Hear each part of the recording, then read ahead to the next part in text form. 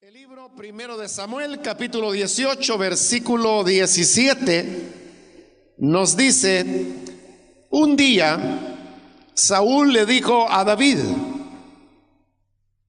aquí tienes a Merab, mi hija mayor. Te la entrego por esposa, con la condición de que me sirvas con valentía, peleando las batallas del Señor. Saúl pensaba: será mejor que no muera por mi mano, sino a mano de los filisteos. Pero David le respondió: ¿quién soy yo? ¿Y quiénes son en Israel mis parientes o la familia de mi padre para que yo me convierta en yerno del rey? Sin embargo, cuando llegó la fecha en que Saúl había de casar a su hija Merab con David, Saúl se la entregó por esposa a Adriel de Mejolá. Mical, la otra hija de Saúl, se enamoró de David. Cuando se lo dijeron a Saúl, le agradó la noticia y pensó: se la entregaré a él como una trampa para que caiga en manos de los filisteos. Así que volvió a decirle a David: ahora sí vas a ser mi yerno. Entonces Saúl ordenó a sus funcionarios: hablen con David en privado y díganle: oye, el rey te aprecia y todos sus funcionarios te quieren. Acepta ser su yerno.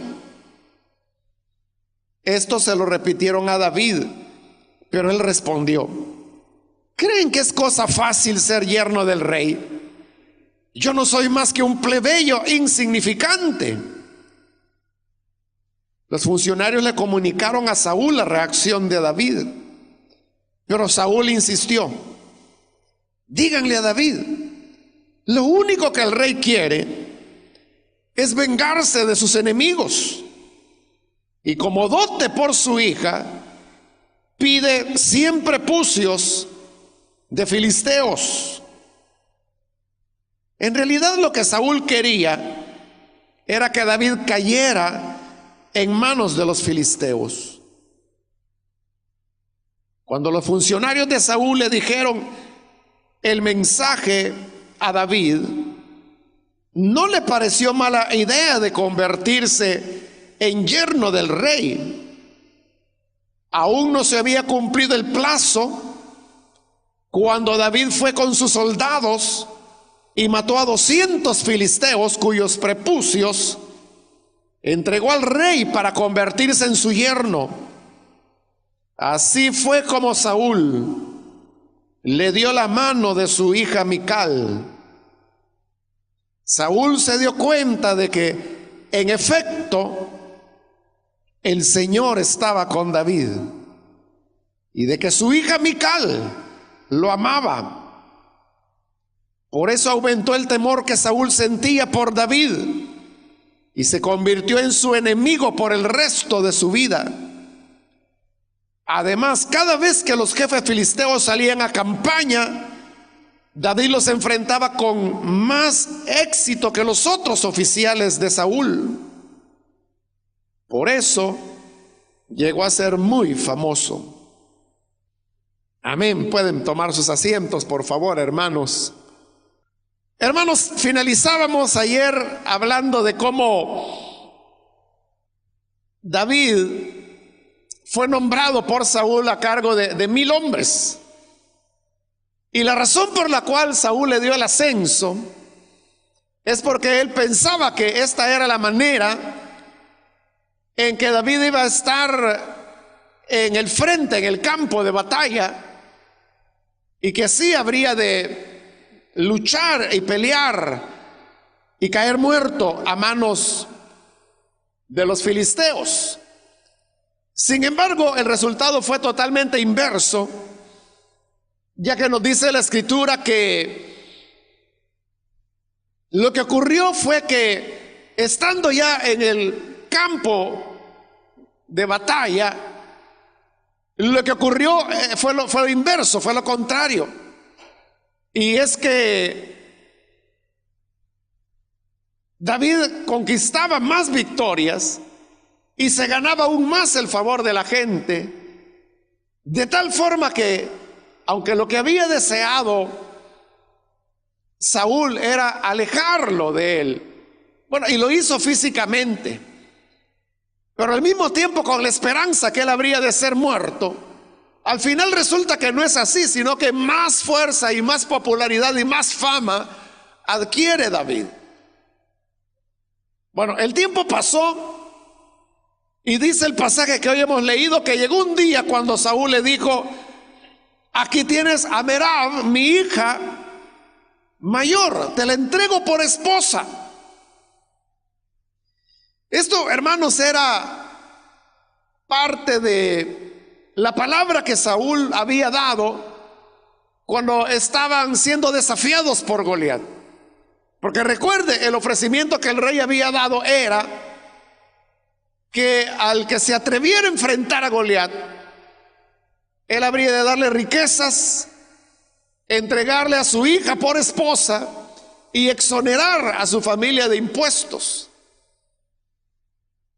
Hoy él está cumpliendo esa palabra y le está diciendo: bueno, aquí está mi hija, la mayor, Merab, tómala por esposa, que es lo que el rey había prometido.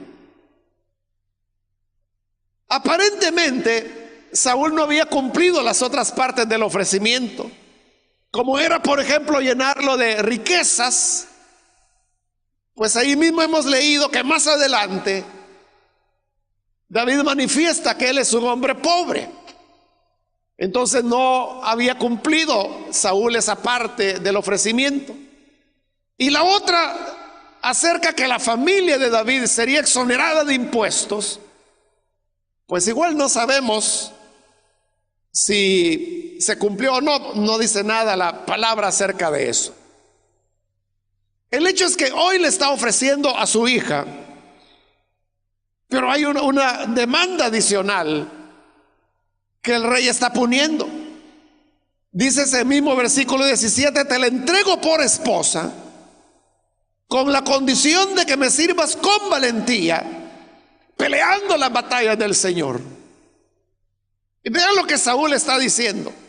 Realmente eso no era correcto, porque él había dicho: el que enfrente a Goliat le voy a entregar a mi hija por esposa. David lo enfrentó y lo derrotó, tenía que darle a la hija. Y se le está dando, se le está diciendo: te la voy a entregar. Más, él está poniendo ahora condiciones adicionales. Y es que le está pidiendo a David que sea valiente y que pelee las batallas del Señor. Ahora, la pregunta que nosotros debemos hacernos es que David no era valiente. Es que David no estaba peleando las batallas del Señor. Entonces, ¿por qué Saúl le está pidiendo que sea valiente y que pelee las batallas del Señor? No se lo está pidiendo Saúl porque él dude de la valentía de David, y tampoco se lo está pidiendo porque dude que él está peleando las batallas del Señor. Lo que quiere Saúl es colocar una presión adicional sobre David. Le está poniendo más exigencias. Él era valiente ya, pero lo que hoy le está diciendo es: mira, quiero que seas más valiente aún. Sé que estás peleando las batallas con los 1000 que te he dado, pero ahora quiero que con más fuerza agarres la batalla, las batallas del Señor. Entonces, ¿por qué Saúl ponía esta exigencia adicional? Porque era para presionarlo y empujarlo aún más al peligro. Porque cuando las personas son valientes, toman riesgos, y cuando toman riesgos se están exponiendo. En el siguiente en el siguiente capítulo, veremos cómo Jonatán, pensando sobre lo que David había hecho al pelear con Goliat. Jonatán reflexionaba y llegaba a la conclusión: David expuso su vida cuando fue a pelear contra Goliat. Y era cierto. Y realmente en toda batalla, en toda guerra, los que participan del combate están arriesgando sus vidas. O sea, la posibilidad es real. Hoy que Saúl está pidiendo que él sea mucho más valiente, él sabe que por mostrar más valentía, David va a correr más riesgos. Y al correr más riesgos aumentan las posibilidades que lo maten. Por eso es que dice la parte final del 17, Saúl pensaba: será mejor que no muera por mi mano, sino a mano de los filisteos. Ya Saúl había intentado en 2 oportunidades de matar él personalmente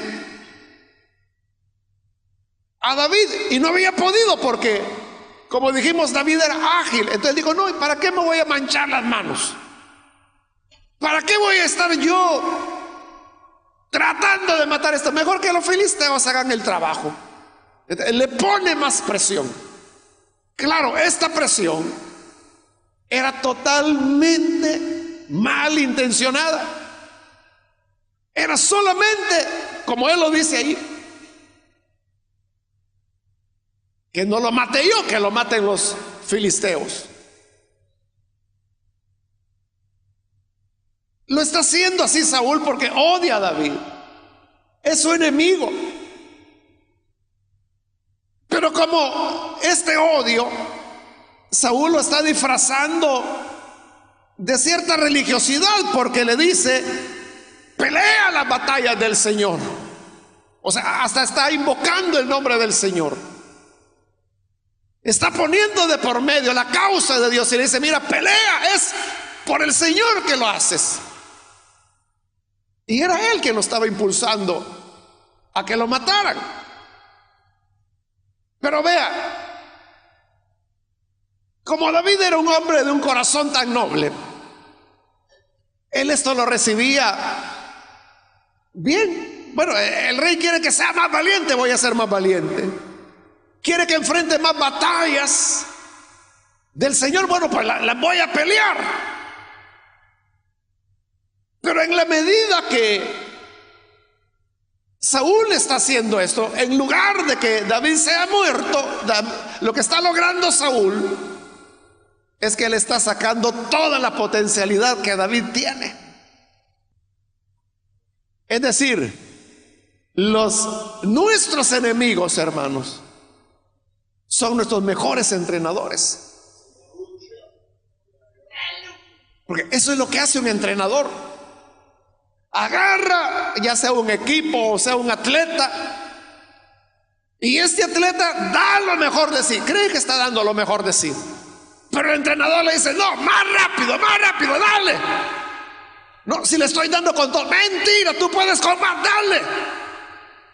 Y por eso que los entrenadores gritan, presionan, pero es porque ellos saben de que esta persona tiene potencialidad, tiene madera y que todavía se le puede sacar más. Tú puedes dar más. Ese es un entrenador. Y esa es la función que Saúl hoy está haciendo. Le está sacando toda la capacidad que David tiene. Porque David, él solito de su iniciativa, él fue a enfrentar a Goliat.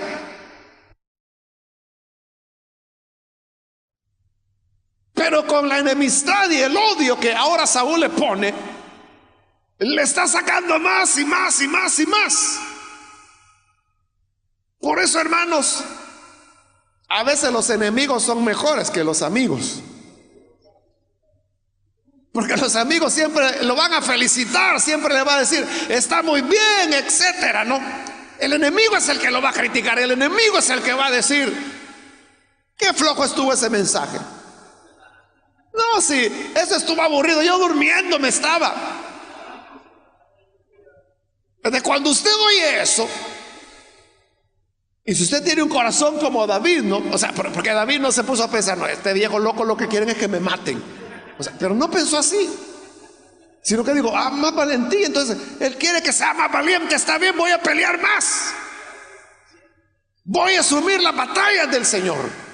Igual cuando nosotros oímos que por ahí dicen, no, es que estuvo algo flojo, usted se pone a pensar, bueno, de verdad, sí, verdad, creo que yo podría hacer las cosas mejor, me voy a esforzar más, mejor voy a orar más, voy a leer más la palabra, me voy a preparar mejor para que cuando llegue al púlpito pueda entregar algo que verdaderamente sirva al Señor.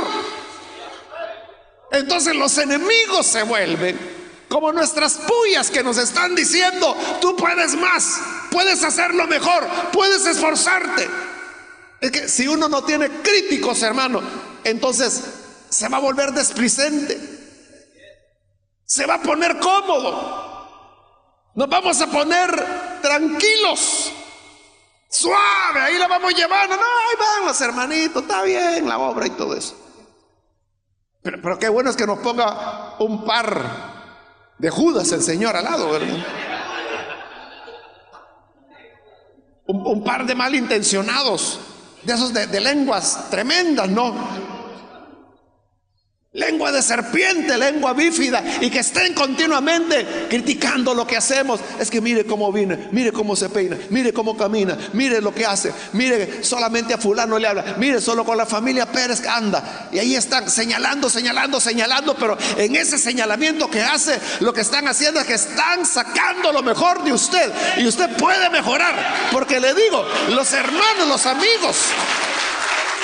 los amigos nunca le van a decir eso. Los amigos le van a decir, adelante, qué bien, va por buen camino, pero usted puede dar más, se le puede extraer más.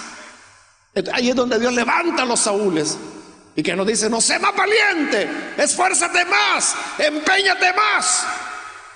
Hermano, debería hacer otra vigilia, y al despertar de la vigilia siga con ayuno. Y dice, lo voy a matar, aunque sea de debilidad, pero lo voy a matar. Pero usted dice, buena idea, hagamos vigilia entonces. Y ahí va, y al hacer vigilias, al hacer ayuno, al caminar, al esforzarse, al predicar más, al visitar, y al hacer todo eso que la gente critica, cada vez va siendo un mejor hombre de Dios. La gente dice, qué barbaridad, este hombre sí que tiene una energía, nada lo detiene, sigue predicando, sigue adelante. Ahí está enfermo y está predicando la palabra de Dios. Están sacando lo mejor de usted. Así que valoremos, hermanos, los enemigos. Y si no tiene, le podemos enviar una media docena por correo. ¿Para cuándo los quiere? Esa gente experta, ¿no? Que esa es la especialidad de ellos. Profesión u oficio, críticos. Toda la vida andan ahí viendo qué es lo que va a hacer mal, que lo que dijo, cómo lo dijo, que qué predicó, etcétera.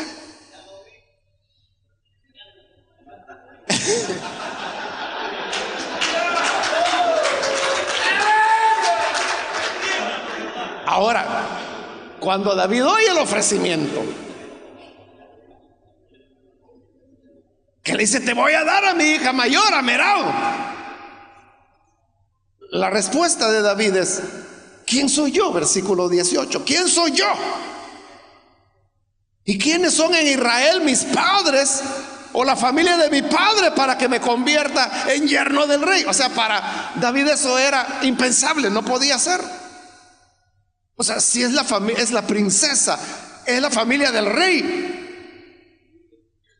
Como Samuel le dijo el día que ungió a Saúl, lo mejor de Israel, le dijo a Saúl, es para ti.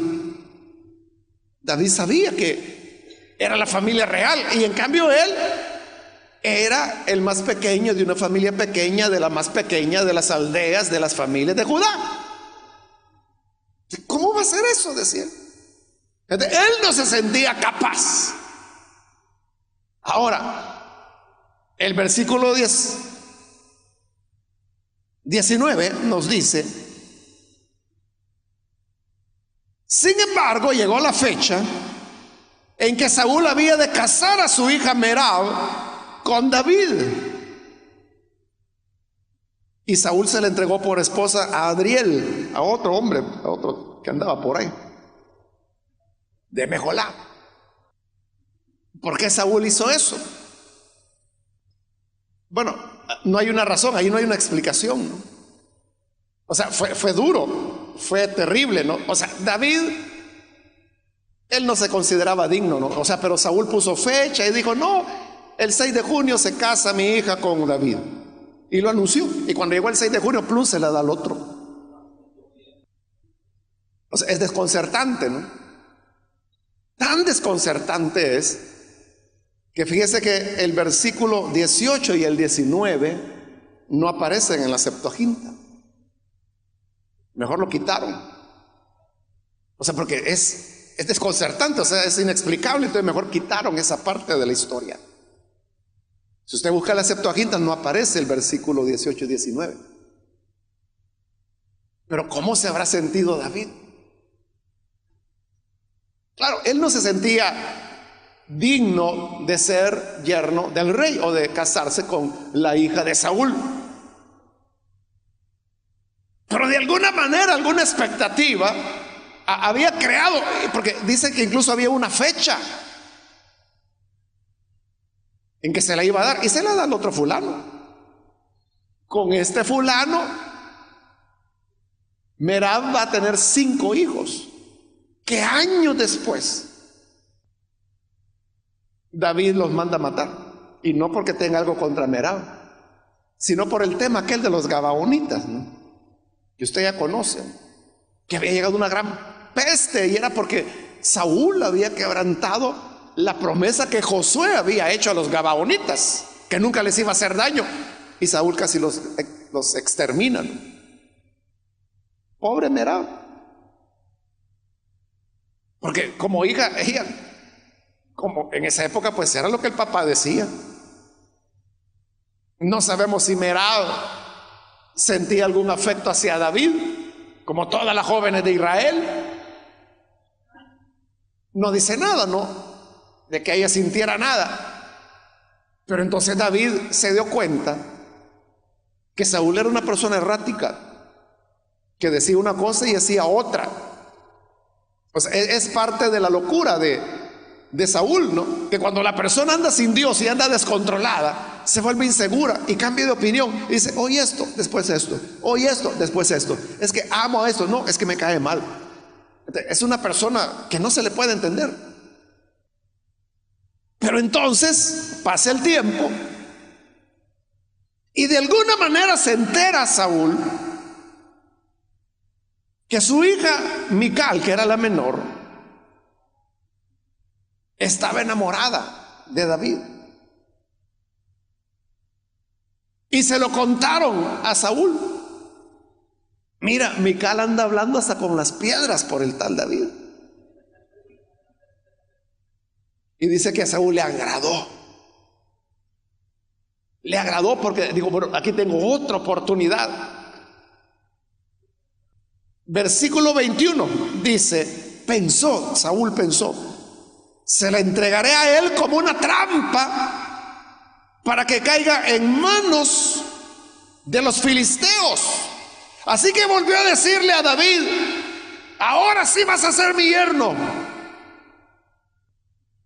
¿Y qué le dijo a David? Cuando Saúl le dijo ahí en el 21, ahora sí vas a ser mi yerno, ¿qué le respondió David? Nada. ¿Cómo no?, dijo David. O sea, si ya se le había hecho una vez. Ya no le respondió nada. O sea, porque ya sabía que Saúl no era confiable, que cambiaba de opiniones, que decía una cosa, luego hacía lo contrario. Él había prometido públicamente que el que derrotara a Goliat le iba a entregar a su hija, y no se la entregó. Que lo iba a llenar de riquezas, no se le dio las riquezas. Probablemente no había exonerado a la familia de Isaí de impuestos tal como lo había prometido. No dijo nada. Entonces, cuando Saúl se da cuenta que David no reacciona, él sabía que no le creía. Entonces viene Saúl, pero él tenía otros recursos. Entonces dice el 22, Saúl ordenó a sus funcionarios, hablen con David en privado, hagan como que esa es iniciativa de ustedes. Y díganle: oye, el rey te aprecia. ¿Cómo no? Y todos sus funcionarios te quieren. Acepta ser su yerno. Y se lo dicen. Mira, David, aquí entre nosotros, entre amigos, el rey te quiere. Todos los funcionarios te quieren. Y él quiere darte a Mical porque la muchachita está loca por ti. Acepta y conviértete en yerno del rey. Y como David, voy a decir hasta cierto punto, era como ingenuo, él creía estas cosas. Entonces les responde en el 23: ¿creen que es cosa fácil ser yerno del rey? Yo no soy más que un plebeyo insignificante. O sea, lo mismo que le había dicho a Saúl antes, se lo está diciendo a ellos ahora. ¿Y yo cómo voy a hacer para casarme con ella? Si ella es la princesa y él la menor, o sea, el tesoro de Saúl. ¿Creen que es fácil convertirse en yerno del rey? Pero ya, como eso ya se lo había dicho David a Saúl, entonces Saúl ya tenía preparada su jugada. Entonces dice el 25: díganle a David, lo único que el rey quiere es vengarse de sus enemigos, y como dote por su hija pide 100 prepucios de filisteos. Porque ese era el argumento de David: yo soy pobre, soy un plebeyo, ¿cómo voy a poder pagar la dote? La dote, hermanos, era una compensación económica que se le daba al padre de la novia por llevarse a la novia. Porque la hija en las casas lo que hacían eran oficios domésticos: acarreaban agua, cocinaban, limpiaban, es decir, hacían oficios domésticos. Si la hija se iba porque se marchaba con algún galán, ese galán tenía que pagarle al papá el dinero que correspondiera, porque entonces el papá, como ya no iba a tener a su hija, iba a tener que comprar un esclavo o contratar a alguien para que hiciera lo que su hija hacía. Y tenía que pagarlo solo por la gracia de que aquel fulano se la llevaba, ¿no? Entonces, por eso se estableció lo de la dote. Entonces aquel venía y tenía que darle el dinero a su padre para que él pudiera pagar a ese criado. Entonces la dote era de acuerdo a la condición de la familia. Mientras más bienes la familia tuviera, más alta era la dote, porque era más lo que la novia valía. Y esta era la princesa, la hija del rey. Entonces David decía: ¿y cómo voy a pagar la dote? ¿De dónde voy a sacar dinero? Entonces por eso es que Saúl ya había preparado su jugada. Le dijo: no, es que mira, el rey no quiere dinero, si a él le sobra. Él lo que quiere es venganza de sus enemigos. Y no era eso lo que quería. Lo que quería era venganza de David. Y lo que quiere son, como dote, 100 prepucios de filisteos. O sea, lo que quería es que mataran a 100 filisteos. Pero ¿cómo iba a probar que habían matado a 100 filisteos? Bueno, podía llevar las 100 cabezas, ¿verdad? Pero eso es mucho bulto. No, el prepucio traigan, dijo él, más chiquito. Pero vea, ¿cuál es el pensamiento que está detrás de Saúl en esto? Es que matar a 100, eso no va a ser fácil. Le está poniendo una cantidad alta, y aunque ahí no lo dice con claridad, más adelante se hace mención que estableció un plazo también. Entonces, vea, le está poniendo la cosa difícil a David.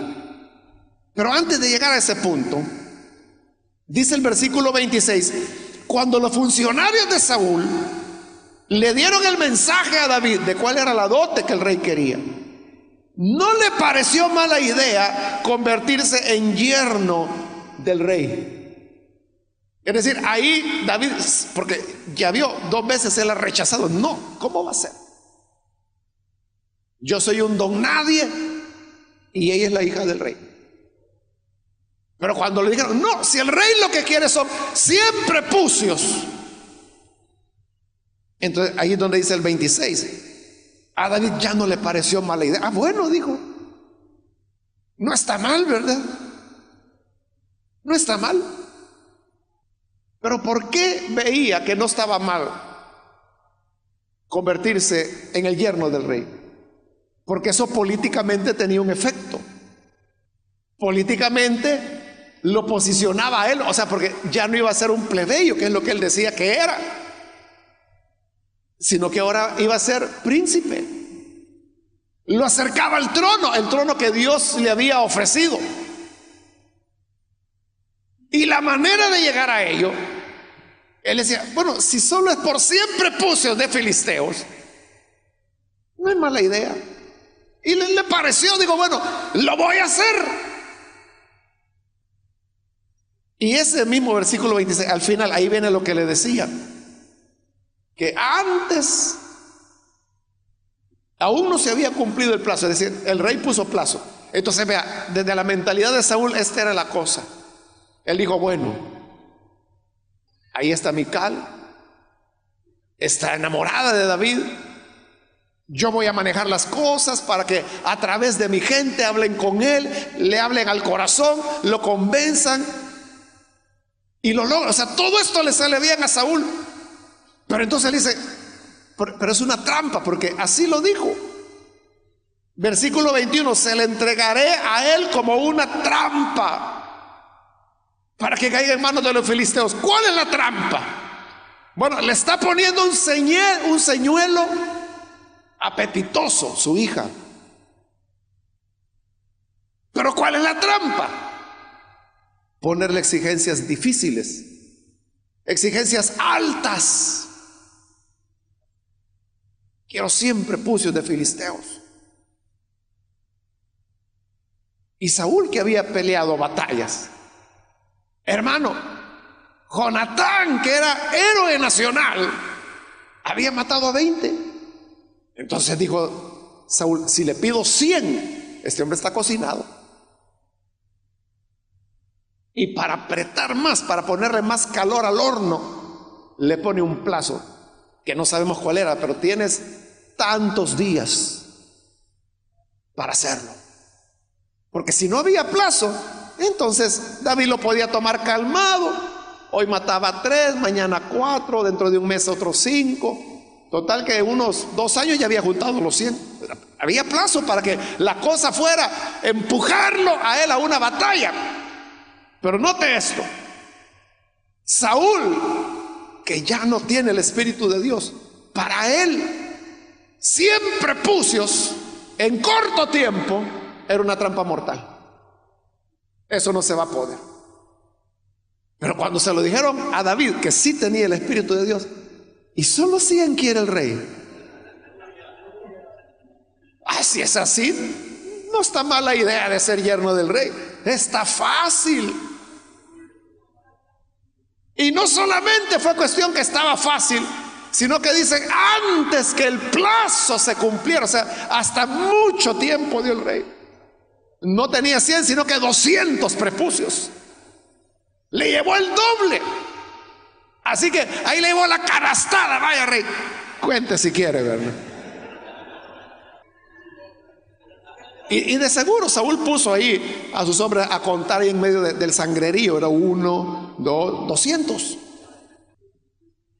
Entonces vea, esa es la gran diferencia entre el que tiene el Espíritu de Dios y el que no lo tiene.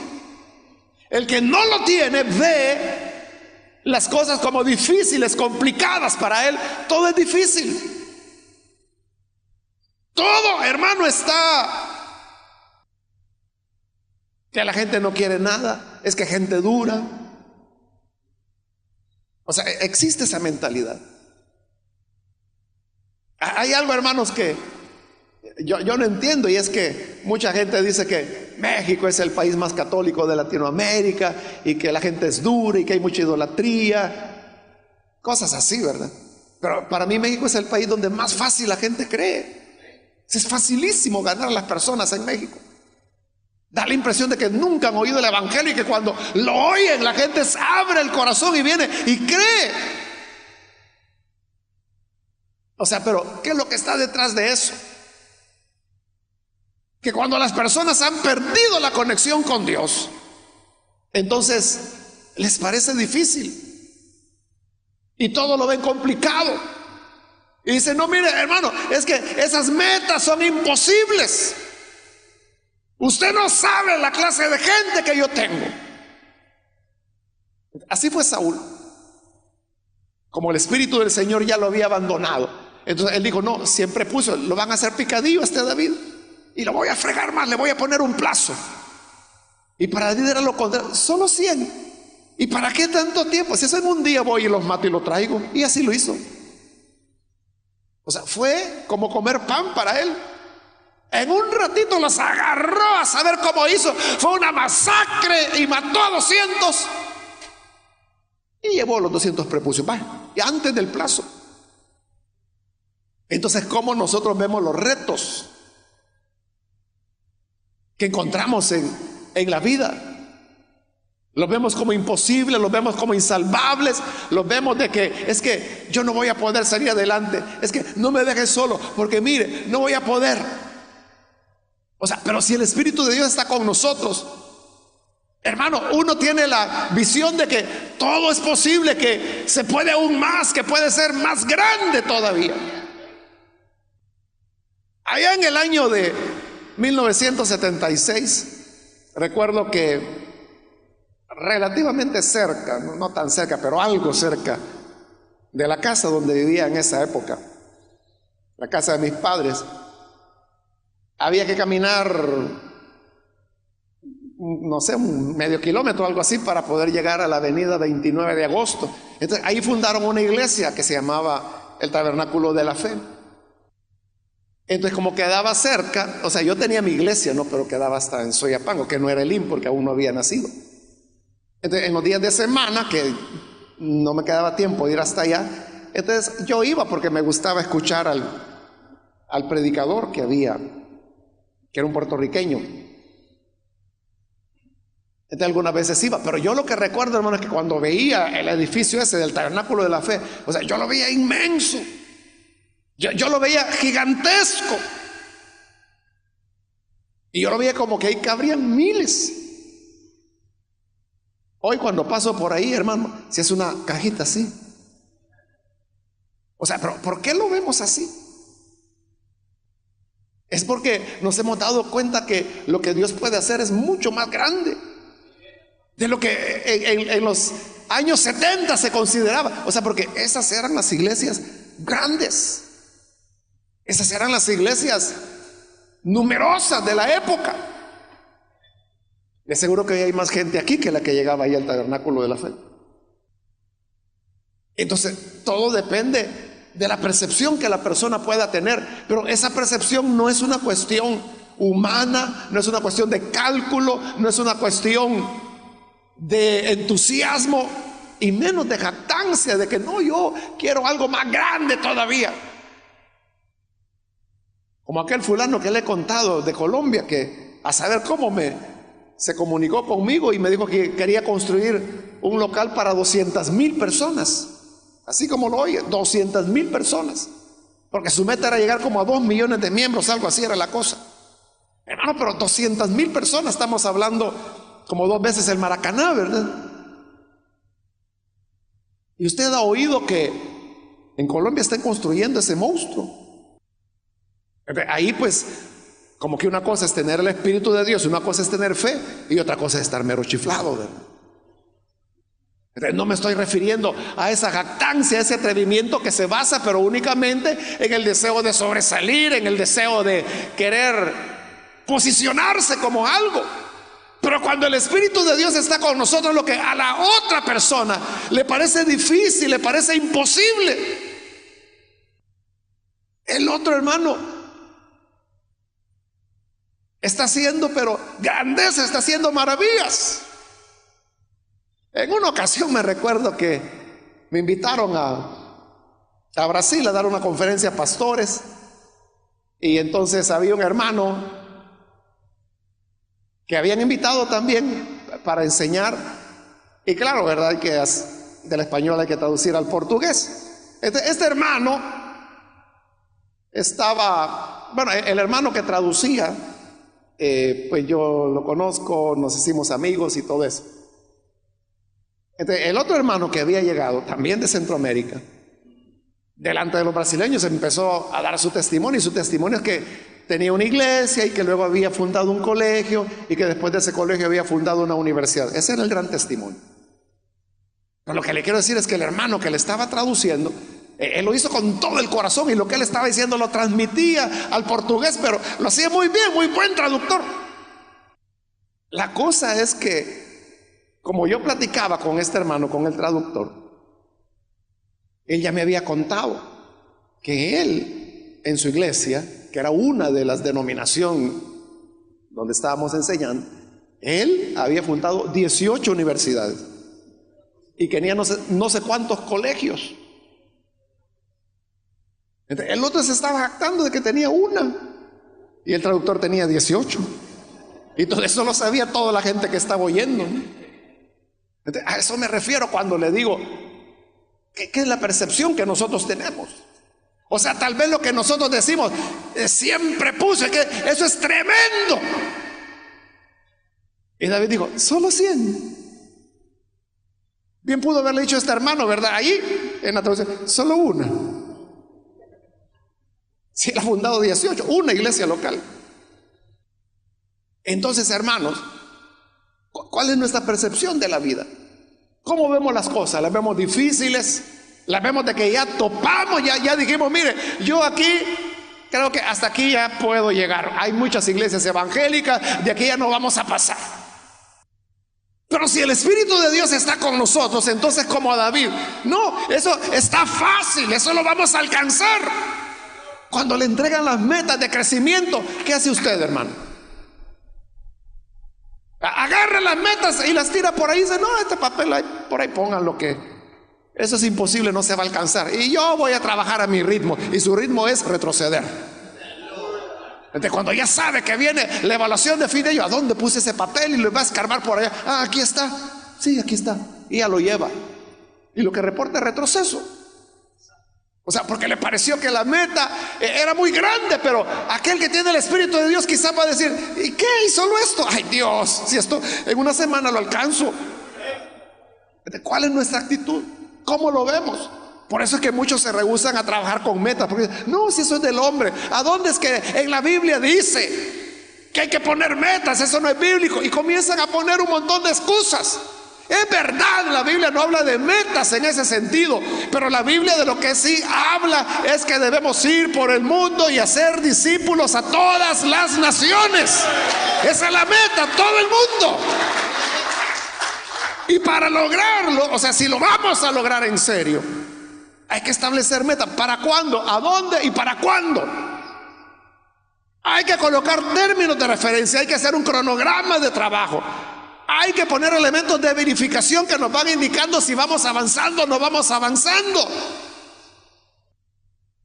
Como Spurgeon contaba a la gente que llegaba a oírlo, ¿no? En una ocasión lo criticaron por eso, porque contaba a la gente. Entonces él dijo, los que no quieren contar son los que no tienen nada que contar, dijo. Y era cierto, ¿verdad? O sea, los que lo criticaban eran los que no llegaban ni la mamá a oírlos. Entonces, todo depende de cuál es el espíritu que está en nosotros. Entonces, para aquel que el Espíritu de Dios ya lo abandonó, que está amargado, que está enojado, que está paranoico, que está envidioso, que está celoso, que un día dice una cosa, otro día dice otra, que un día dice, te voy a dar mi hija. No, mejor no, se la voy a dar a este otro. Para él, hermano, la cosa está difícil, está complicada. Pero para David, digo, no, el doble le voy a dar. Entonces, esa debe ser, hermanos, nuestra proyección. Tener fe, tener confianza. Si le dicen, es que mire, en este pueblito hay muy poquita gente, entonces ya de acá usted no va a pasar. Allá usted sí se la cree. Pero hay gente que no lo cree. Por aquí está el hermano Héctor York, que un día me llevó saliendo de Chicago, íbamos hacia otra ciudad, no me acuerdo cómo se llama, y pasamos por una ciudad muy pequeña, pero ahí hay una iglesia, creo que era bautista, pero hermano, una cantidad impresionante de gente que llegaba ahí. En la ciudad no hay suficiente gente como la que llega a esa iglesia. Entonces, ¿cómo hacen? Que tienen no sé cuántos buses y que el día domingo van a recoger, hasta de Chicago van a tener gente, como que si no hubiera iglesias en Chicago. Pero eso es tener visión. Si a ese pastor le hubieran dicho, mire, aquí solo hay 5,000 habitantes, así que póngale que gane el 10%, confórmese con 500. Y tienen un local enorme, no sé para cuántos miles de personas. O sea, no se conformó. Él pensó y dijo, no, Dios puede darnos mucho más. Pero mire, si esto tiene la ciudad, sí, pero podemos, hay otras ciudades, podemos alcanzarlas. ¿Y cómo? La gente va a venir, sí, la vamos a ir a traer. Y lo hicieron. Entonces, para todo hay salida, hermano. Yo a veces me pongo a pensar en el pastor John Hun Lee, que es el sucesor del pastor Cho. Y yo digo, bueno, ¿y el qué va a hacer? O sea, ¿qué va a hacer con la iglesia más grande del mundo? ¿Habrá algo que se le pueda añadir? ¿Qué haría usted si le entregan la iglesia más grande del mundo? Y dice, vaya, ahí está. Usted es el sucesor, siga adelante. ¿Qué va a hacer? A mí no me pregunte, que yo no sé.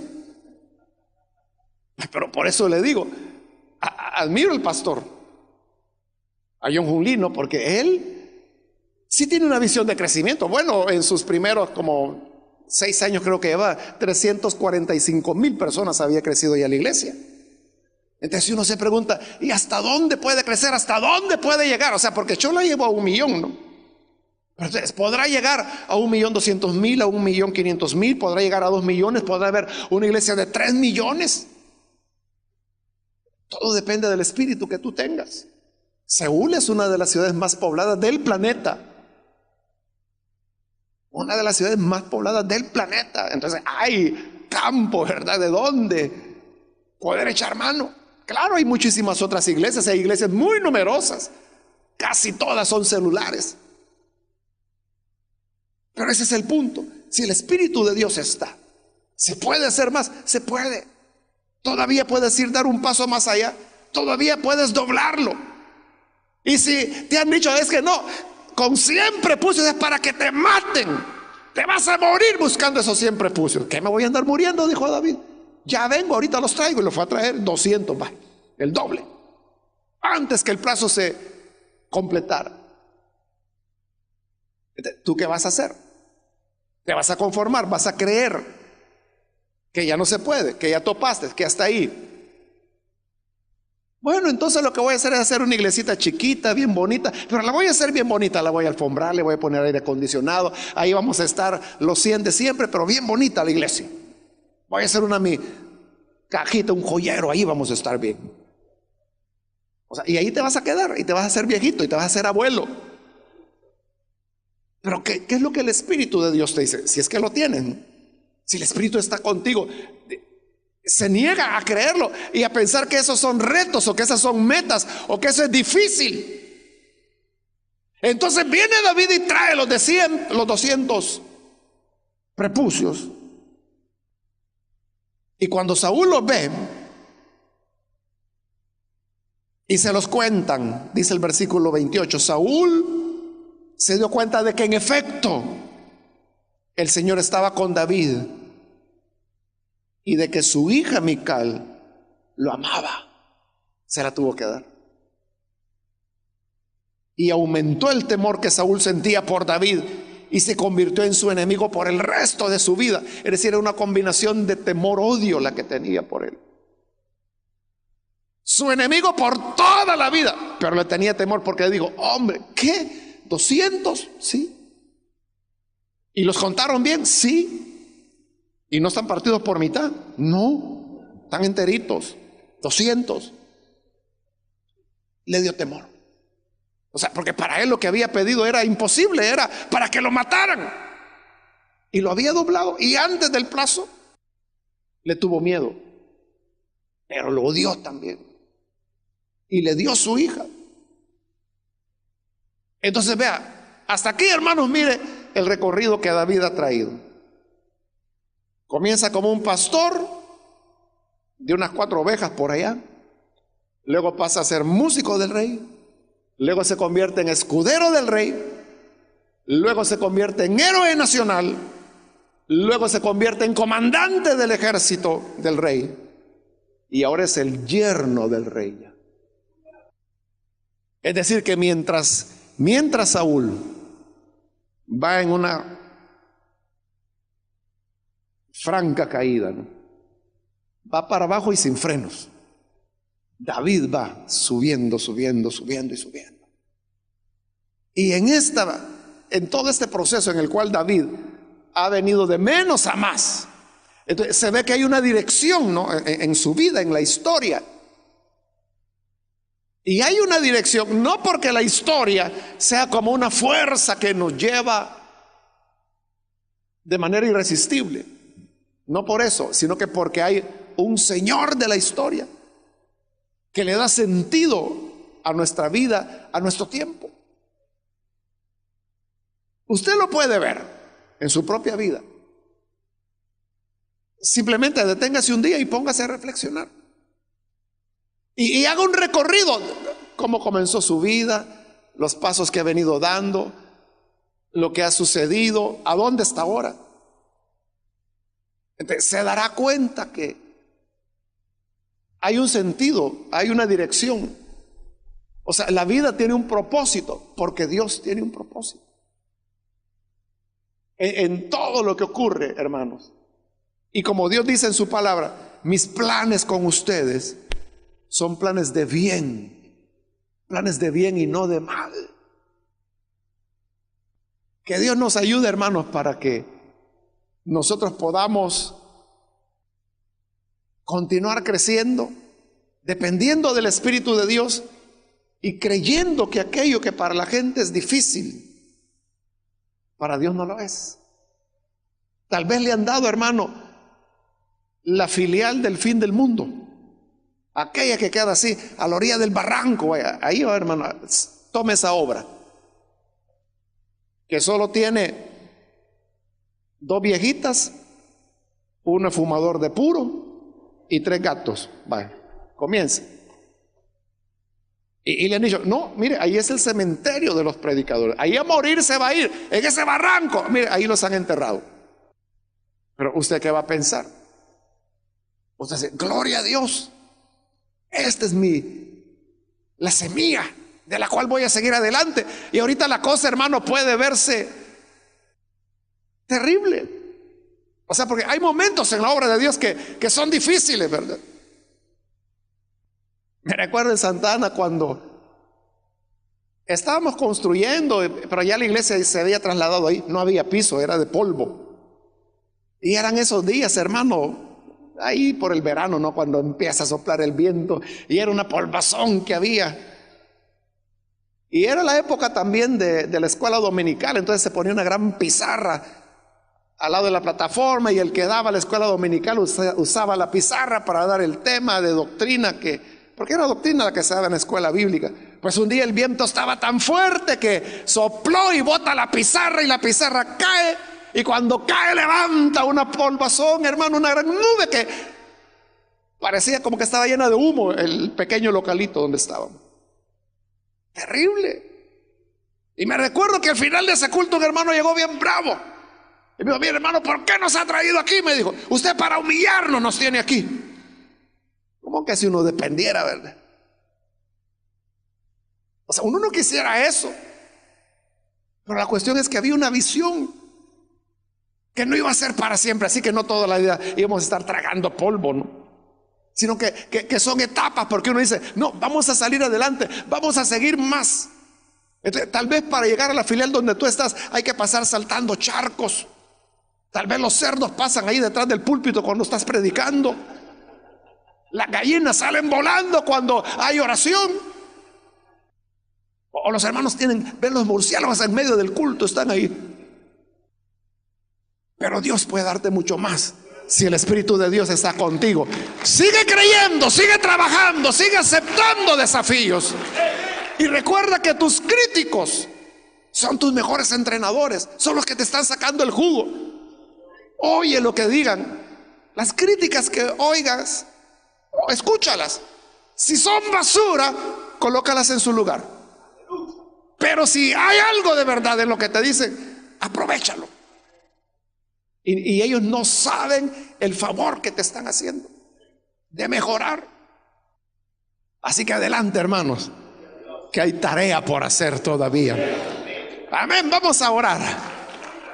Señor, gracias te damos por esta reflexión de tu palabra y porque a través de ella nos damos cuenta que tú, Señor, a través de tu Espíritu tienes para nosotros una visión grande que mostrarnos, y que aquello que para los hombres significa ser excesivo o significa suficiente, tu Espíritu nos enseña que podemos todavía avanzar más y que no hemos llegado al final de las cosas, que no hemos llegado al punto donde ya no se puede más, sino que siempre con la creatividad que tu Espíritu da podemos continuar avanzando, podemos continuar creciendo.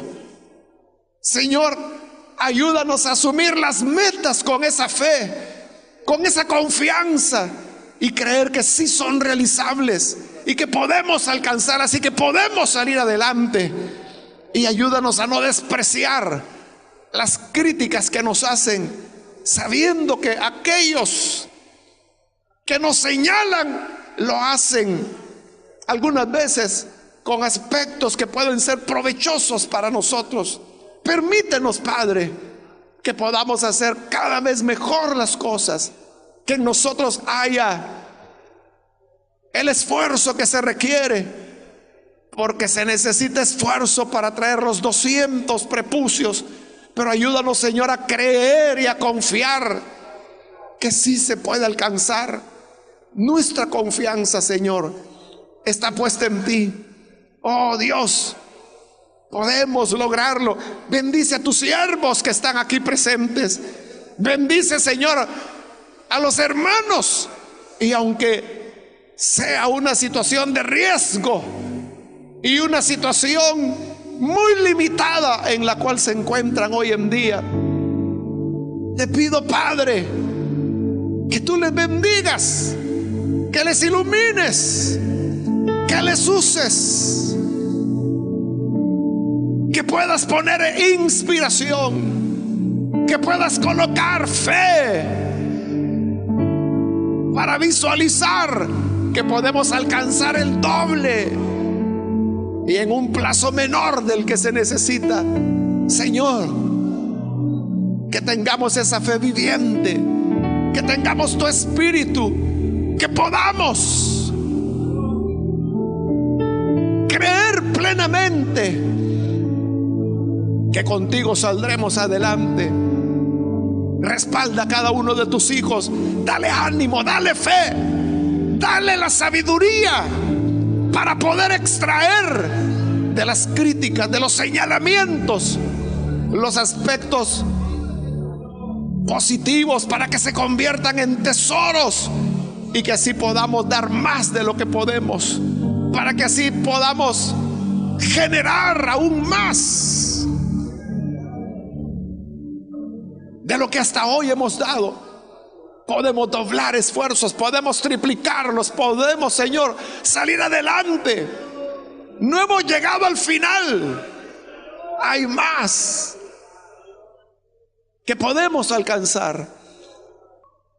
Sí, Señor, que siempre tú estés con nosotros y que tu Espíritu nunca nos deje, que no sea como Saúl, quien sabía que el Señor le había abandonado. Guárdanos de semejante tragedia, Señor, para que así continuemos siempre creciendo, creyendo, aceptando retos, aceptando desafíos. Danos fuerza, Señor, y que podamos darte lo mejor de nuestras vidas. Tu Espíritu, Señor, sea el que nos llene cada momento.